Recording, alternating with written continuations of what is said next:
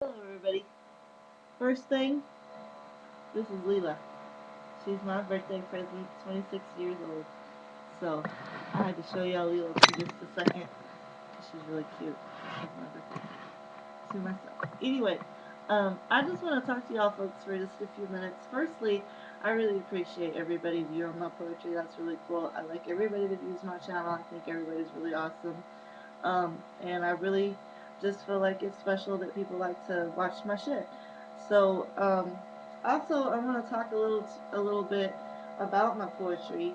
Um, for a long time, it was just something that I did to release emotion, and I really didn't think that I was saying anything powerful. But I always had a lot of teachers and mentors believe in me and push me to write more and more and more. And, I even had several teachers able to really reach deep down within me and get some really interesting and powerful stuff out that at the time I didn't really realize it was that powerful. But as I've gotten older and I've lived a lot more of my life, I've learned so much about inspiration and creation and the power of love and the glory that God gives us through our simple prayers. I mean, it's just that easy. And, I in my life have done so many things that I thought were for the cause of love. And I've made choices and decisions and followed down roads that led me to places I did not expect. And I'm still recovering from because your experiences make you who you are. And so it's like, for me, just so many choices and so many grand things, too. Like, I honestly, despite the fact that my mother and I have a sordid history, I love her very, very, very much. And I would not be the woman that I am today if she was not my mom. Um, she's just, she's a great lady. She is a beautiful person and she deserves my respect. She's my mother. But at the same time, I don't want to go off on that tangent. So, I love her.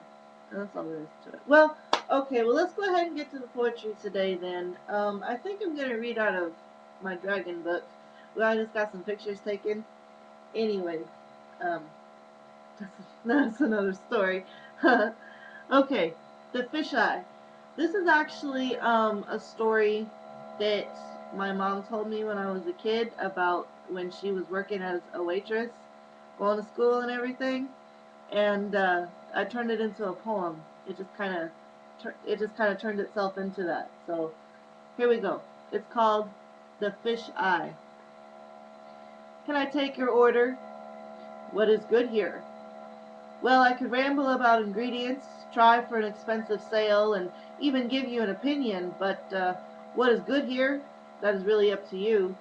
The man looked taken aback at a waitress being human and rude, but he was in a school of friends and out for a challenge. Can I have whatever is on the menu? That is the point, sir. He dropped the menu on the floor at my feet and said, What if it was you?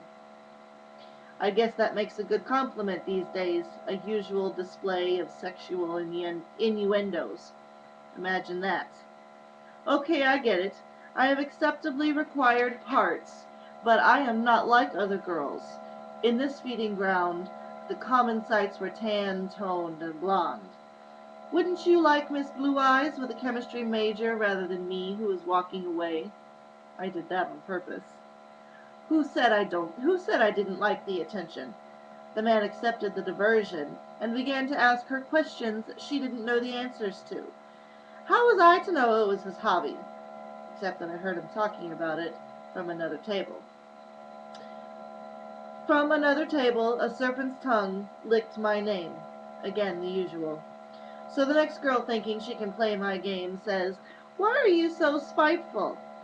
You are absolutely right. I know nothing of any of you except that I am not like you. It must be a prejudice. Why dare people to knock the chip on my shoulder off anyway? What do they learn? I find myself screaming into these crowded rooms.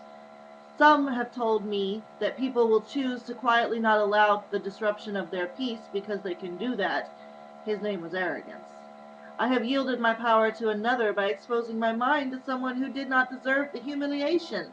This again is the usual. Lost in sea. Hunting and gathering unto myself, quietly not allowing the rest of the world to follow me. When I find that my screams go unheard, I suppose that means I have just found deaf people. But sharp tongues. Getting kissed at this point is just plain fun. But also, alas, my mate for whom I was screaming in the first place does not hear me. Is that then why there are so many fish in the sea?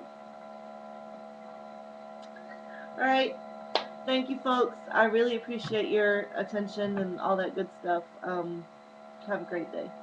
Bye.